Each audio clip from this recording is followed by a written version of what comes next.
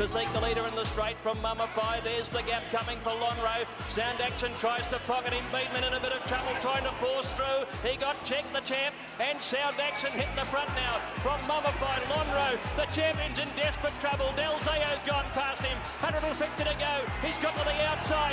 Del Zayo in front. The crowd roaring. Go, Lonro, go. But the 3-year-old's in front. Del Zayo.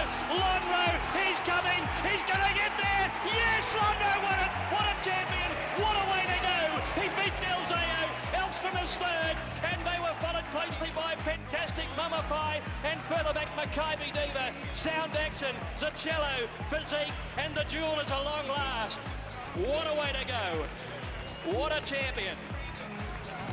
He was staring defeat right in the eyeball at the 200, off the canvas, as only champions can do. Beautifully described by Greg Miles there. Lonro by a champion and proved to be a champion himself, winning the 2004 Australian Cup. One of the Group 1 races at Flemington today that Ben Asgari has joined us to discuss. Ben, the Racing.com form analyst. Good morning to you. How are things shaping up with the weather, Ben? Yeah, it's looking nice here. A bit overcast in the morning. It's going to be a mild day, but conditions should be really good. We had, I think it was 1 to 5 millimetres forecast on Thursday morning, and we got 60. So, tracks are soft sticks. We know how well Flemington rains. I think at some stage today they'll get back to a 5. But tell you what, a few people are on track watch hoping the track dries out. I'm pretty happy that it's in that soft range. It's going to really suit a few horses I like today. Looking forward to hearing about those. Let's discuss the Newmarket first. Group 1 race, and a lot of discussion about the 3-year-olds and how they've really put themselves to the fore this season in this handicap event. You've got Bivouac and Exceedance having to carry 54, Loving Gabby 52.5, Banquo and Libertini there at 51 amongst others. How do you line them all up here? Looks an excellent renewal of the Newmarket this year. Yeah, I think one of the 3-year-olds will win it. I'm pretty keen that they're the horses that you want to be with. And I suppose there are a few knocks on all of them. Libertini was only fair first up. She was beaten by the big boys in the Coolmore. Bivouac disappointed market expectations first up. Exceedance goes into the race first up from a spell, which is something that's proven hard to do in the Newmarket in the past. Loving Gabby probably was an inferior horse to Bivouac, and Exceedance last preparation, so she might have come back a better horse this time in. She was probably on the wrong side of the track in the Lightning first up. When it's all said and done, though, I'm with Exceedance. I don't think there's a lot of speed in the race. I think they're going to come down middle to outside, so he's going to need a little bit of luck in the outside draw if they do come hard the outside fence, but I think he'll be on the right side of the track. I think the fact they're not going to go hard, even though he's going to be off the speed, there's only going to be a few lengths between them. And I do think it's going to come down to the horse with the best turn of foot, and that certainly is Exceedance. The soft track's perfect. The blinkers go on. They haven't been on in his 3 jump out. And he's such a valuable colt. I don't think he'd be there if Team Hawkes didn't have him spot on. So the times he was defeated by Bivouac, it was on firm ground at Rose Hill. Advantage to be on speed, and that played in Bivouac's hands. But I think down the straight track, it's advantage Exceedance. So I don't want to be losing on the race if Bivouac wins. I'm going to forgive the first up run. The way the track was playing, he had no chance. So I want to make it a profitable race if Bivouac wins it. I think he's the main danger, but I'm clearly with Exceedance on top as the one to beat in today's Newmarket. Moving on to the Australian Cup, where Avilius is the favourite, and $3.30 NZ tab.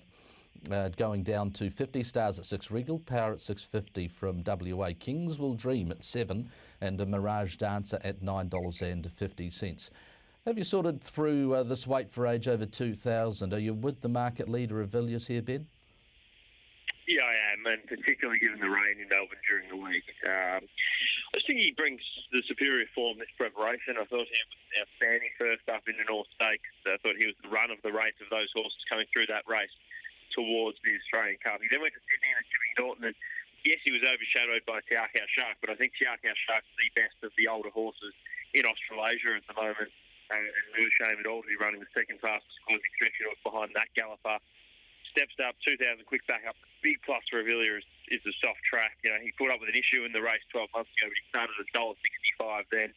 don't think we saw the best of him in the Melbourne Spring on firmer ground, but I think we certainly he gets his chance to show his best day, and I do think, as Mark suggests, he's the one to be with. So I want to be on Avilius today in the Australian Cup.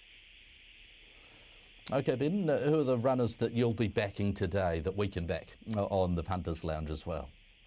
Yeah, so as we touched on there in the features, I like Exceeding and Avilius, but a couple of horses I'm really keen on the program today, and the stock track only makes me more bullish about those horses. One of them, Spanish Reef. Now, she's getting towards favourite now. I think she may even be favourite. She certainly wasn't during the week. She was $5 or $6. I still think at around that $4 mark, she's over the odds. Now, first up, she was outstanding. It was a good first up from Spanish Reef over 1,200. Smashing the line and fastest last 200. Just forgive the second up run behind Graceful Glamour. She started shorter than Graceful Glamour. The track bias on the day was completely in Graceful Glamour's favour. The effort of Spanish Reef was outstanding. She's a pattern horse. Third up 1,600 metres is a go. Once she gets to 1,600, she can put herself on speed. Soft ground at the track. Third in a Group 1 behind Melody Bell and Aristia. And she's won this race the past 2 years, third up from a spell. So I think she should be clear favourite, and she's not in the market. I think she's still a good bet. That's Spanish Reef, race 4, number 1. And I do really like Ruby Saki, who is favourite in the 7th race on the program, the Group 2 Puny Stakes for the 3-year-old filly. Soft track perfect for her. She handles the conditions. She was terrific in the inferior ground against the boys, winning at Bloomington at the track and distance. Went up to Sydney on wet ground and was far too good for them again. She's just a bomb-proof filly. She'll put herself just in behind the speed, and she should get every chance to prove hard to beat. There's a few convictions on it.